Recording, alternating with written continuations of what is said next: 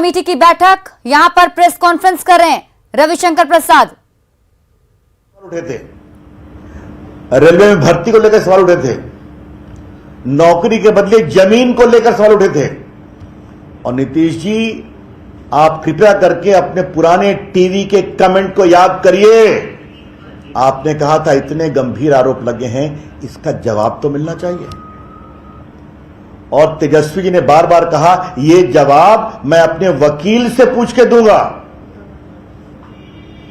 उसके बाद फिर आप हमारे साथ आए।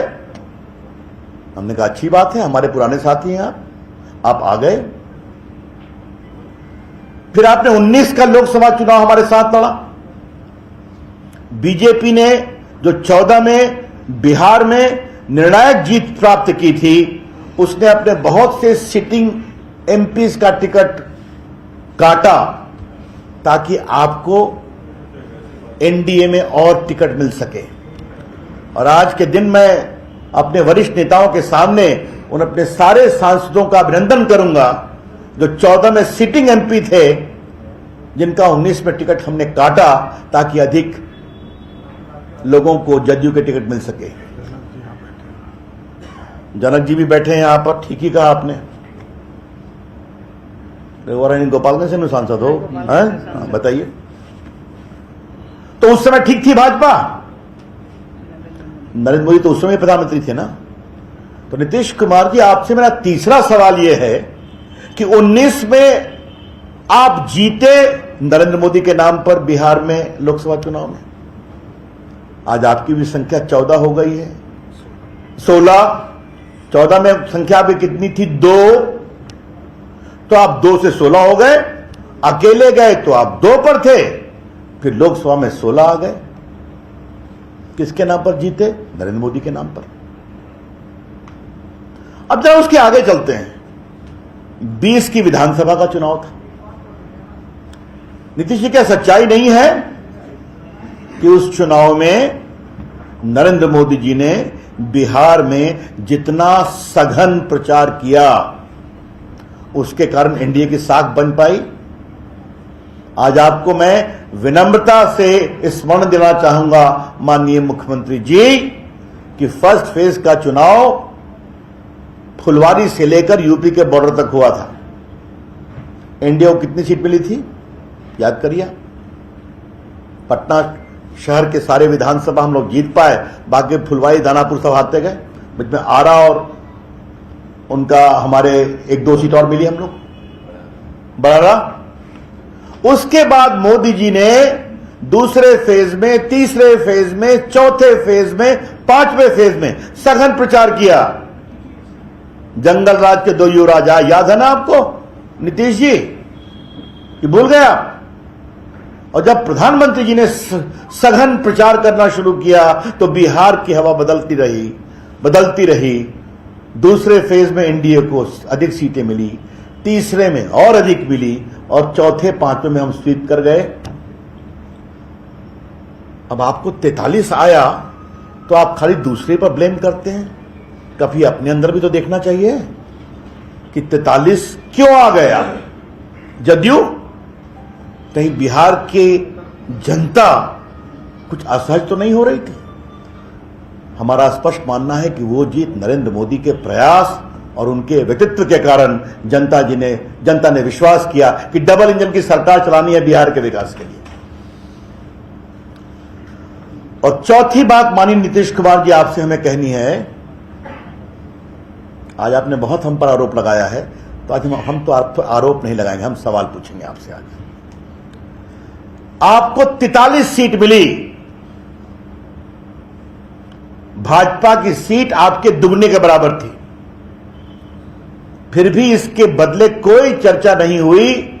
माननीय प्रधानमंत्री नरेंद्र मोदी जी ने दिल्ली के भाजपा कार्यालय में इस जीत के विजय उल्लास के कार्यक्रम में घोषणा कर दिया कि बिहार के मुख्यमंत्री नीतीश कुमार जी होंगे। और बड़ी पार्टी भाजपा के एक-एक कार्यकर्ता, एक-एक विधायक ने इसको बहुत ही सहजता से स्वीकार कर लिया। यह सच्चाई है कि नहीं नीतीश कुमार जी? बताइए तो आप मुझे। तो आप कैसे कहते हैं कि भाजपा ने आपको कमजोर करने की कोशिश की? आपको कमजोर तो प्रदेश की जनता ने किया था। फिर भी प्रधानमंत्री नरेंद्र मोदी जी ने आपको मुख्यमंत्री बनाया। फिर अब आज आप कह रहे हैं कि भाजपा अटल जी और आडवाणी जी वाली भाजपा नहीं है, तो 20 में जीत के आप साथ क्यों थे? आप उसी वक्त कहते कि हमको इस बीजेपी से नहीं पटेगी। तो ये तो कमाल की बात है। 17 में आप दोबारा साथ आ गए, आराम से साथ रहे, 19 का लोकसभा का चुनाव जीता, 20 का विधानसभा का चुनाव जीता, और आज जब 22 का अगस्त चल रहा है तो आप कह रहे हैं भाजपा हमको तोड़ने की कोशिश करती है। ये क्या मतलब है इसका? हमारा स्पष्ट कहना है नीतीश जी, आप बिहार की जनता के जनादेश का अपमान कर रहे हैं। आपको 17 में लगा था कि बिहार की जनता हमसे असहज है, क्योंकि भ्रष्टाचार में लिप्त लोगों के साथ मैंने रिश्ता बनाया जो भ्रष्टाचार के खिलाफ आरोप का जवाब नहीं दे पा रहे हैं। ठीक है, आपकी अंतरात्मा जागी, आप फिर हमारे साथ चले आए, हमने आपका स्वागत किया।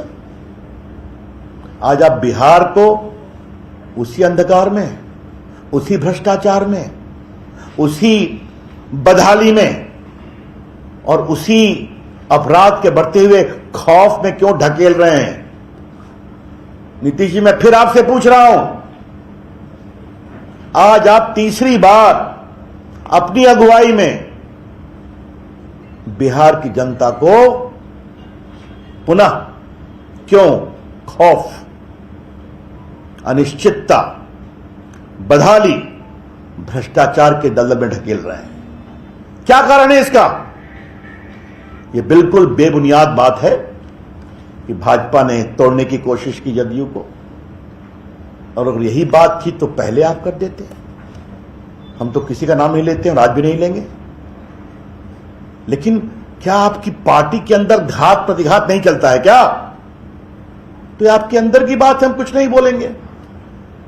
लेकिन आज नैतिकता का क्या तकाजा है नीतीश कुमार जी, ये आपसे हम सवाल जरूर जानना चाहेंगे। इसलिए आज बहुत भारी हृदय से मुझे पूरे 94-95 के पूरे इतिहास को बताना पड़ा कि किस तरह वो हमारे साथ आए, कैसे रहे, और भाजपा ने उनको आगे बढ़ाने में क्या अटल बिहारी वाजपेयी, क्या लाल कृष्ण आडवाणी और क्या नरेंद्र मोदी, इन सबों ने और पूरे भाजपा के कार्यकर्ताओं ने आपको हाथों हाथ उठाया। और आज आप क्या कह रहे हैं? यह बहुत पीड़ादायक है। नरेंद्र मोदी जी के नाम पर लोकसभा जीतेंगे, नरेंद्र मोदी जी के नाम पर विधानसभा जीतेंगे, और बाद में फिर जनादेश का अपमान करेंगे, तो बिहार की जनता जवाब देगी। मुझे अपनी ओर से इतना ही कहना था। अब मैं माननीय अध्यक्ष जी से आग्रह करूंगा, कुछ आपको ऐड करना हो तो अध्यक्ष जी।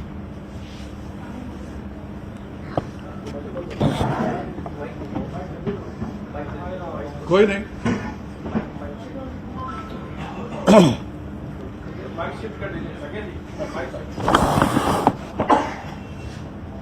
नीतीश कुमार जी आदतन धोखेबाज हैं, और इस बार बिहार की जनता निश्चित तौर पर सबक सिखाएगी। हम लोग संघर्ष करेंगे और 2024 में 35 सीट से ऊपर तो भाजपा जीतेगी। 2025 में भी हम 2/3 से ज्यादा बहुमत के साथ आएंगे। धोखा देने की जो नीतीश जी की फितरत है, वह इसके साथ ही उनकी राजनीति समाप्त हो जाएगी। धन्यवाद। चलिए,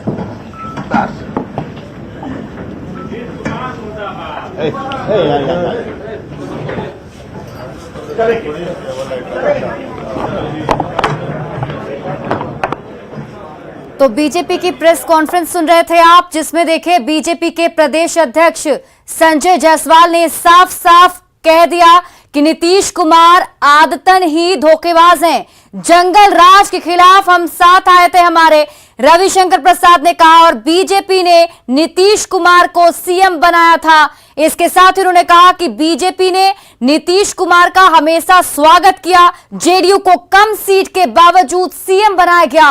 मोदी की वजह से 2020 में जीत हुई थी और जीत मिली थी। जनादेश का अपमान किया है नीतीश कुमार ने, बीजेपी ने नीतीश कुमार को आगे बढ़ाया है। वो तमाम बातें आज प्रेस कॉन्फ्रेंस के जरिए रविशंकर प्रसाद ने कहा, कई सारे सवाल भी उन्होंने पूछे। नीतीश कुमार से करीब 4 सवाल उन्होंने पूछा, जिसमें उन्होंने एक एक करके हर एक बात को सबके सामने रखा, जिसमें उन्होंने कहा कि जनादेश का अपमान कर रहे हैं नीतीश कुमार।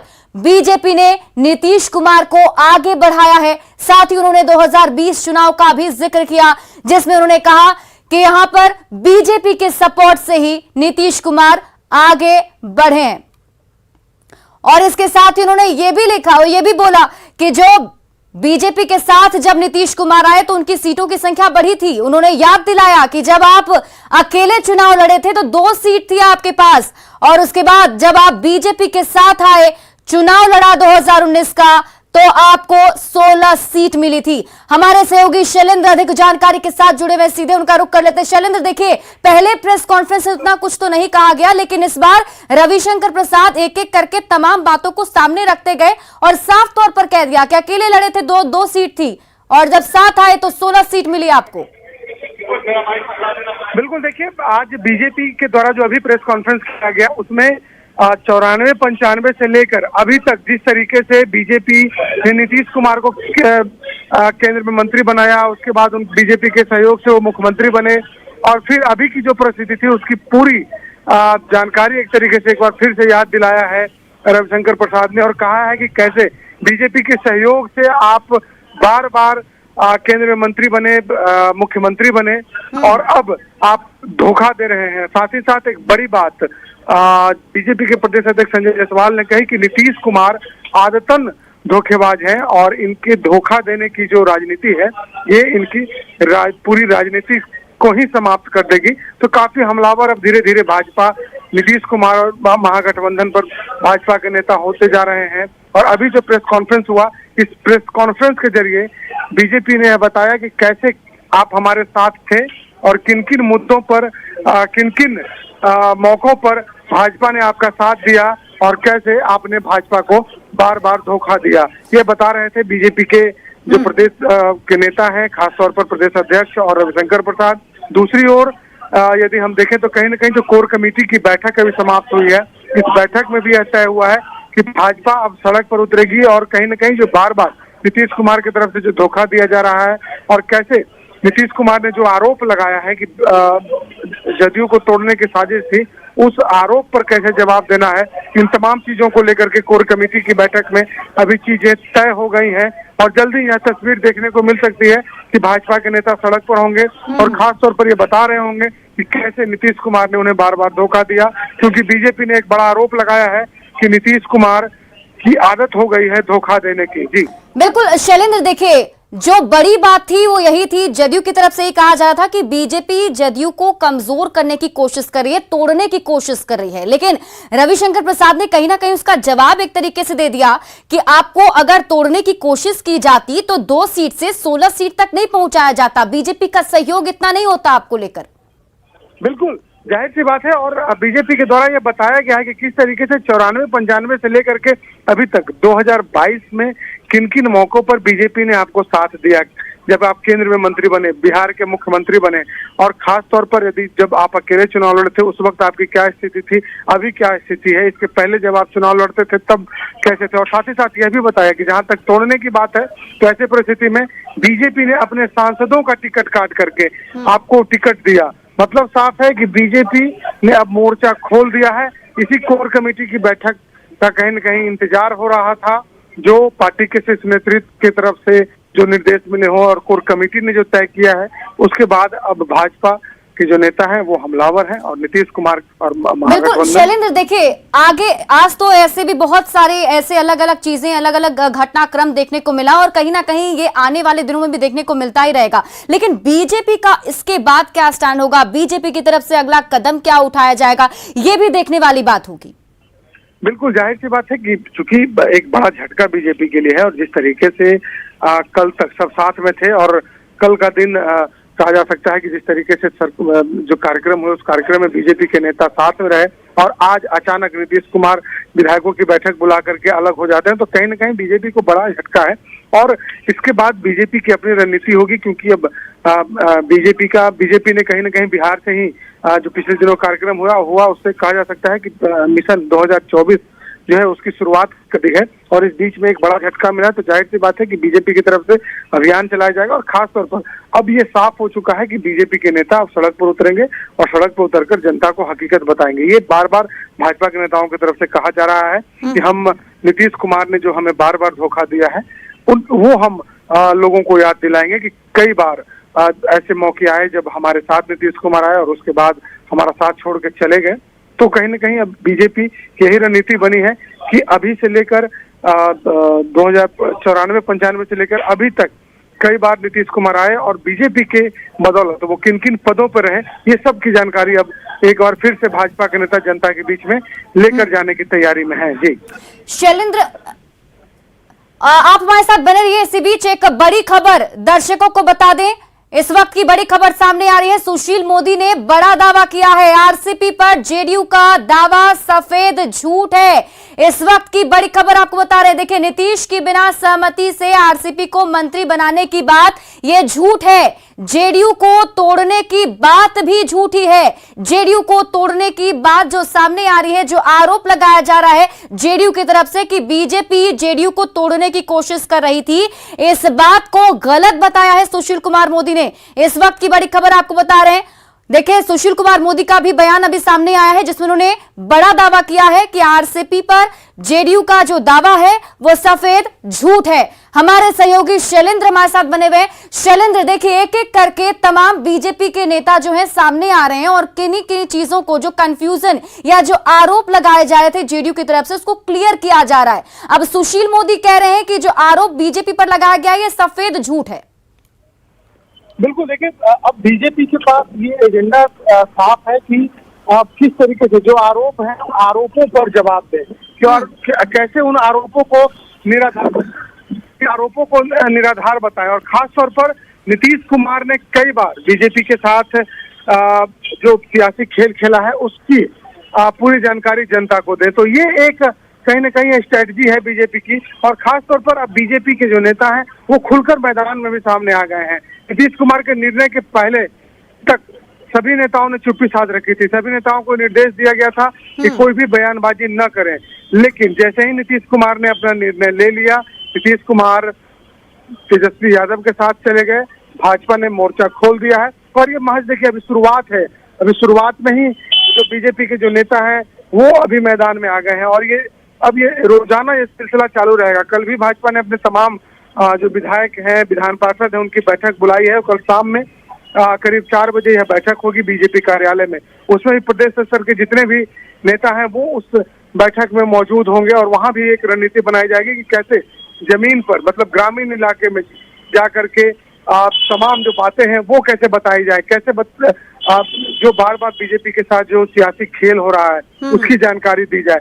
तो पूरी एक कहीं न कहीं रणनीति बनाई जा रही है भाजपा में कि लोगों के बीच में जाने के लिए, क्योंकि अब एक बड़ा विपक्ष सरकार के सामने होगा। जो महागठबंधन की सरकार बनी है तो विपक्ष की जो अहम भूमिका है उस भूमिका पर अब बीजेपी को कहीं न कहीं खरा उतरना होगा और उसकी तैयारी में भाजपा के नेता जुट गए हैं कि कैसे लोगों के बीच में जाकर के तमाम बातों की जानकारी वो लोगों तक पहुंचाएं। और सुशील मोदी हो, प्रदेश अध्यक्ष हो या फिर बिहार भाजपा के तमाम जो बड़े चेहरे हैं, सभी बड़े चेहरे अब कहीं न कहीं मैदान में होंगे और एक एक करके तमाम लोगों ने बयान देना भी शुरू कर दिया है। गिरिराज सिंह हो या फिर नित्यानंद राय हो, तमाम लोग अब मैदान में आ चुके हैं और उन्होंने नीतीश कुमार के खिलाफ मोर्चा खोल दिया है। अब बीजेपी के निशाने पर बिल्कुल। शैलेंद्र, आप इस पूरी खबर पर नजर बनाए रखिए। बहुत बहुत शुक्रिया तमाम जानकारी के लिए।